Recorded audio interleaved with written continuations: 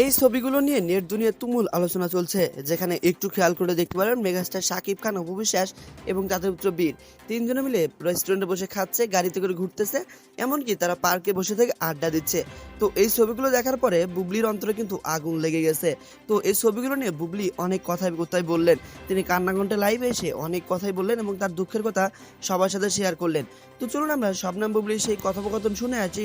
আর কথোপকথন শোনার পরে আপনার মন্তব্যটা কি অবশ্যই কমেন্ট করে জানাতে ভুলবেন না। আমার খুব খারাপ লাগছে। ওর সাথে একটু কথা বলি তো। আমি পাইনি তাকে। আমি ওখানকার এমার্জেন্সি নাম্বারে ফোন দিলাম। ফোন দিয়ে আমি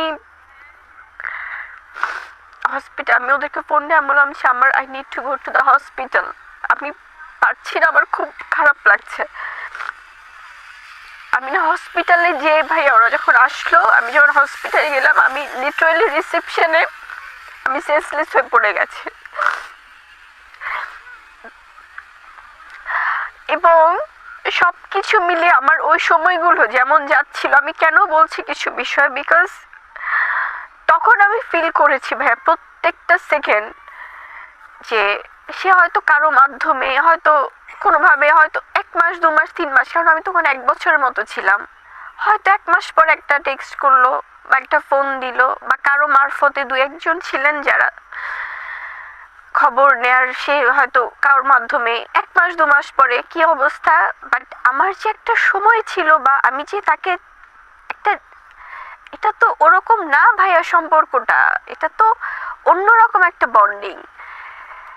হয়তো কারো মাধ্যমে কিছু টাকা পাঠাচ্ছে বা কিছু একটা, তাও হচ্ছে যে নামমাত্র, কারণ তোমার ডেলিভারি কস্ট, আমি এক্স্যাক্টলি ভাইয়া, আর অন্যান্য খরচ এগুলো তিনি দিতেন না। এবং আমার ওখানে আমি এয়ারবিএনবিতে ছিলাম, জয় ভাই, এয়ারবিএনবিতে ছিলাম, এবং এয়ারবিএনবিতে আমার ওখানে এই প্যান্ডামিক বা করোনার সিচুয়েশনের কারণে ওরা ডাবল করে ফেলেছিল, কারণ আমি ওখানে রিলেটিভসের পাশে থাকলে তো ব্যাপারটা আরও বেশি স্প্রেড হয়ে যেত, ডাবল হয়ে গিয়েছিল কস্ট। সে হয়তো বা অনেক তাকে, কারণ হয় কি ভাইয়া, আমি তো তখন মানে আমার জায়গাটা থেকে তো আমি আমার হাজব্যান্ডের উপরই ডিপেন্ডেন্ট থাকবো।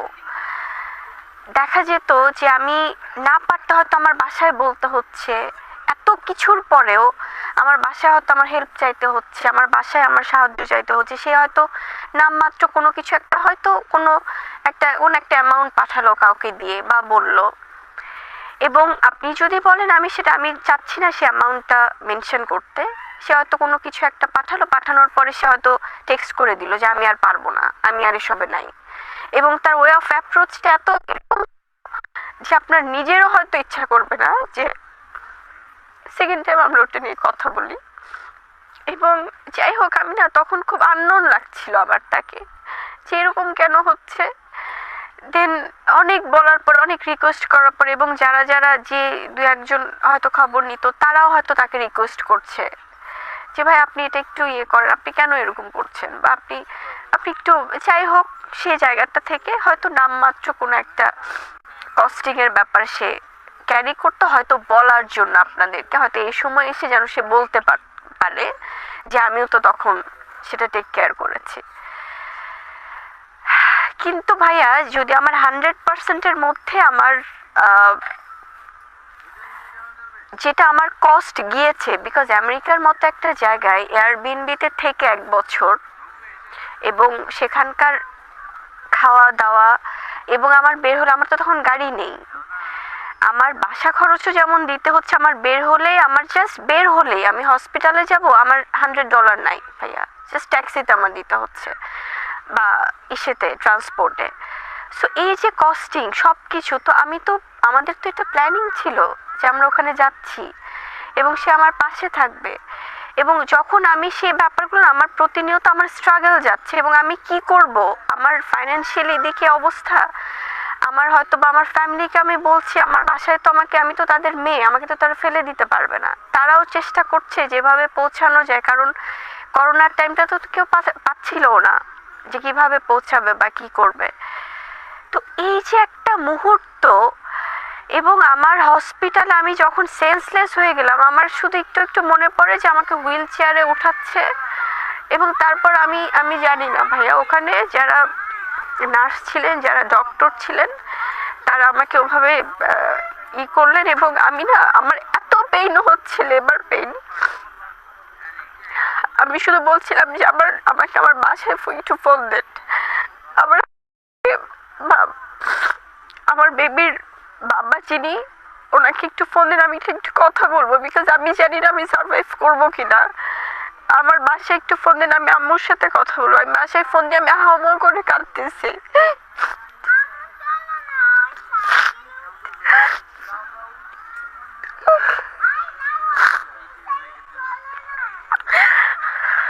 এবং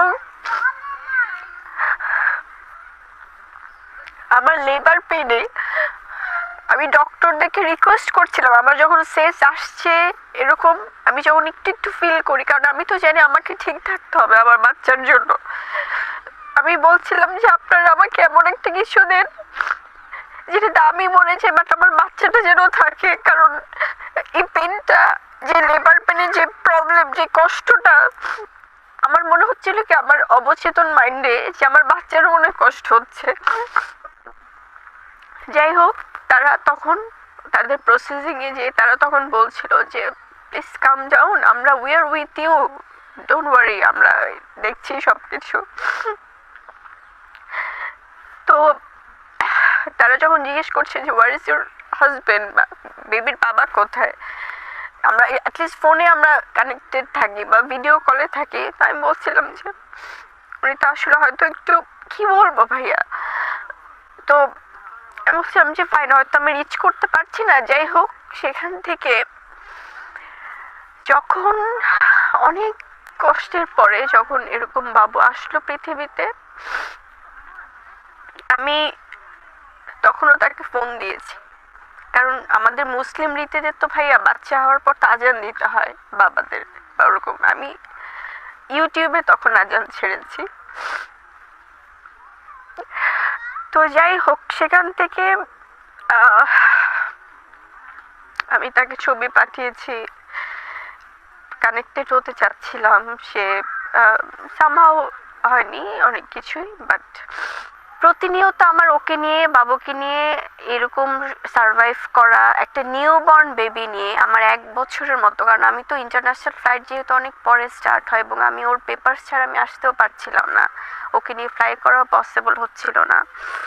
বুবলি, আমরা যতটুকু জানি শাকিব খান তার 2 সন্তানকেই খুব আদর করেন এবং ভরণ পোষণের জন্য প্রতি মাসে টাকা দেন, তুমি নিশ্চয়ই তা পাও।